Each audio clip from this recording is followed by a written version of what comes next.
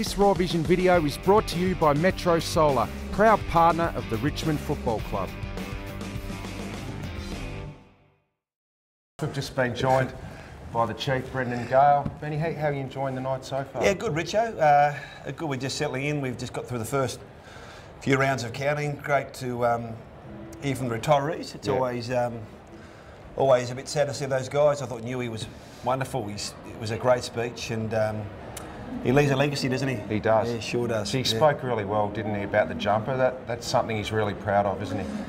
Yeah, I mean, at the end of the day, you've got to, if you can sort of create a legacy and make an impact on the boys, and I guess in the mid-2000s there were some real challenges that he had to step up, wasn't he? As a young captain, and you know, he's just so universally respected. He's a terrific fella.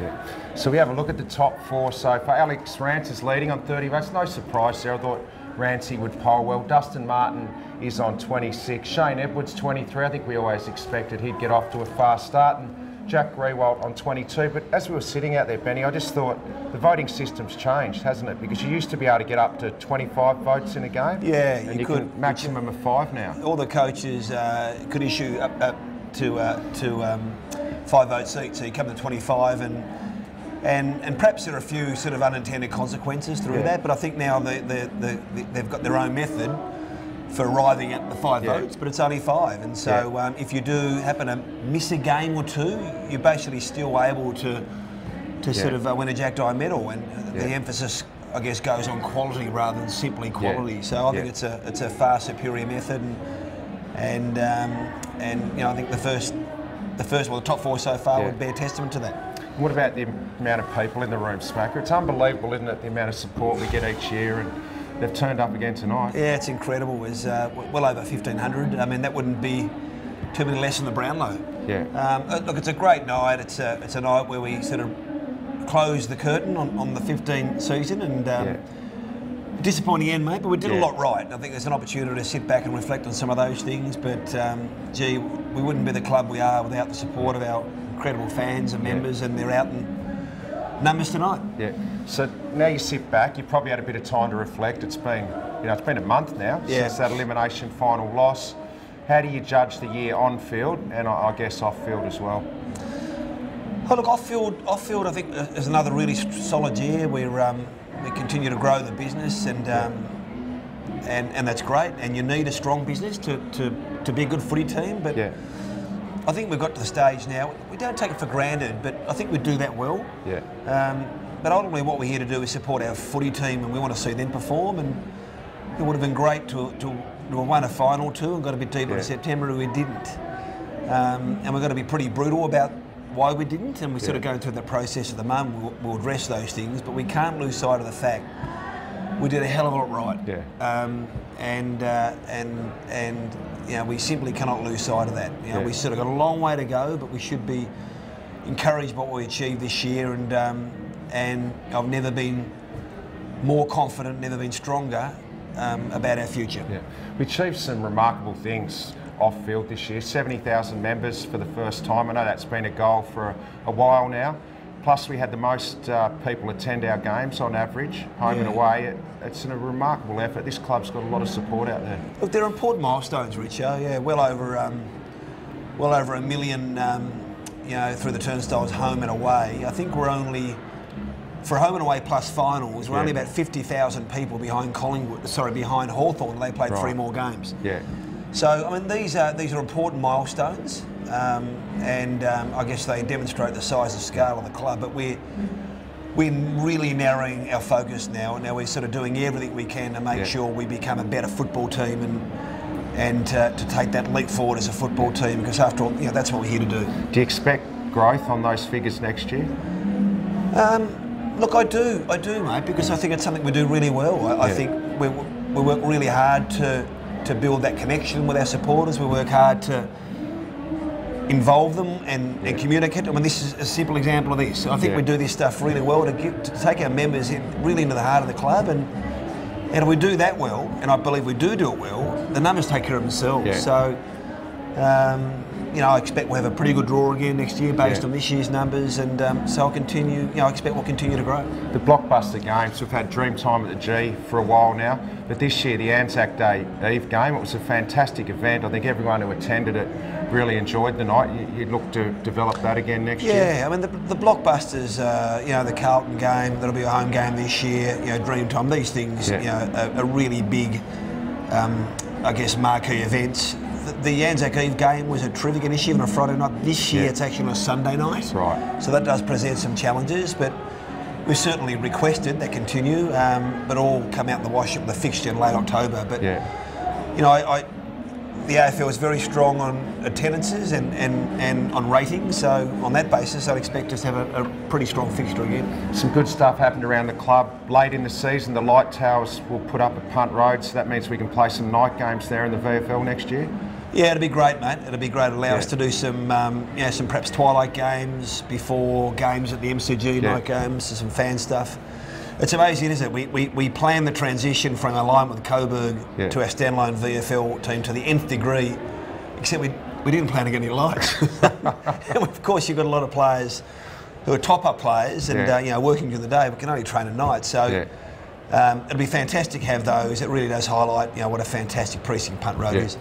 VFL, how did you see the VFL season? We've lost our coach, Tim Clark's gone to Carlton, so you're looking for a coach, and how is that developing, that reserves team? Look, I think it's going well. I mean, we like to win more games, but it's not the sort of paramount objective. Mate. It's about developing our players to play the way we want them to play consistently with our sort of game plan. So if you look at, you know, I think we played 6 debutants this year. They all came in and made an impact. And importantly, we had some players that went back. You know, look, Tyrone had some challenges early in the year, but he goes back. It's a VFL. They're playing at Punt Road. It's a supportive environment, you know, and we got him back pretty quickly. He had a strong year. I mean, if it was with an aligned partner, it might have been a bit different. So it's not simply about wins and losses. It's about how quickly we can, I guess, develop and improve our players. The silly season's about to start, the trade period. I've heard a million rumours in the last week. You know, I've heard Jager O'Meara's name. Treloar was obviously in the mix. You know, Harley Bennell's met with the club last week, so it does look like we're going to be doing something next week. Look, it was always our intention, Richo. Last year post-season we copped a bit of flack. You know, people you know, wonder whether we're accepting mediocrity. Are we doing enough to sort of improve our list? Are we happy with where we're at? Well, we're not, but we made a decision that the draft last year was very, very strong. So we want to remain in that draft, and we think in 3 or 4 years' time we'll see the fruits of that. This year it was always our intention, forecasting forward, to be a little more active. And look, we've been in the market for a few players, and at this stage it hasn't worked out the way we want it. But make no bones, we are working very, very hard. As I said, we've got a brutal approach to where we're at in terms of our list, and we're working very, very hard to address those needs, and we'll continue to do so. Chris Sharon nominated Richmond. He wants to come to Richmond. He's been talked about for a couple of months now. Where's that placed at the moment?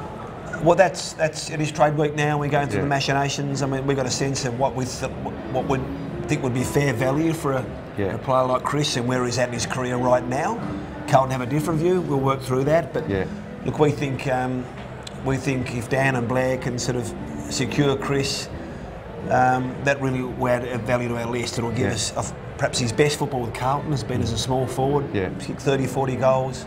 Finished their top 4 in their BNF. He's got elite speed, he's an elite kick. You know, we think it would add value in our sort of program. Just listening to Damien Hardwick then, he bid farewell to obviously Tim Clark, and Max Bailey's heading overseas to do a bit of travelling, so you'll be in the market for a few coaches as well. Yeah, there'll be a bit of change, so we'll need a VFL coach, and I guess we've got a bit of a shortlist there. Yeah, Max was a great contributor, but good on him, you know. He played footy with Hawthorn, come straight to us, and he's going to travel the world and open his eyes a bit, and Clark, it's a step up for him, and you know, he goes with our blessing, and he certainly made a contribution to Richmond. What about the sponsorship and stuff like that for next year, Benny? You've got to get out and sell all that now and find new sponsors. What's happening we could, there? mate. We've got some long-term partners, and in Jeep and Bingle, and you know, Cometa, they're terrific. We've got, you know, people like Host Plus, ME Bank are coming out after 5 years, and So we're in the market for a naming rights sponsor of the sort of Punt Road or the new building, the precinct there. So the team are very good. They're very active, working very hard, and hopefully we can tick a few boxes the next few months. So what's going to happen tonight, Benny? Who's going to win? Who do you think is going to finish in the top 2 or 3? Oh, look, you know, I think Rand's had a very good year. Yeah. He had a great year. I think he was very, very good right from the start, from the get-go, and you know, I think Brett, you know, had a really good year. Small forward, you know, maximum value for his possessions. Look, I thought Dusty was good. You know, Jack had a really good start. I thought played a different sort of role. So, you know, perhaps amongst those, I actually know. So I'm carrying on. So, but I reckon within that realm, I reckon. Around that well, I don't know. I think I'm blowing myself up there. No, it doesn't matter. Well, I think we expected those guys would be up near the top. Do you have a big night tonight? Do you socialise and let your hair down? Because it's been a big week. You probably need to relax, don't you? Look, it's been a big week, and it's tough for the sort of off-field team.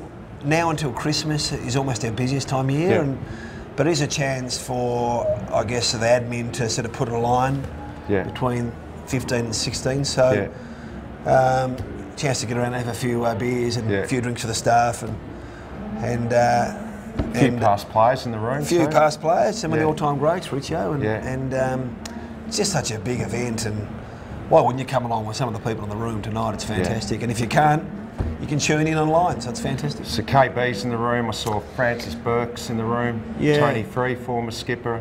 You put me on the spot there. There's Nick Daffy's here. I saw Nick Daffy. All the previous Jack Dyer medalists are invited to come along and be part of the night, and so they should. But there's some Richmond royalty in the room tonight, mate. That's for sure. Is Wayne Campbell around? No, he's not. No, I think he's reviewing the umpire's performance from. He was a bit sheepish after the preliminary final. Walker. He wasn't happy. Oh, I think they're pretty good the round final though. No, they did a good job. Wayne's doing a great job. He's done a great job actually. Yeah. Look, Benny, thanks for joining us here. Thanks, Richie. On the webcast. Get back in there and have a bit of fun.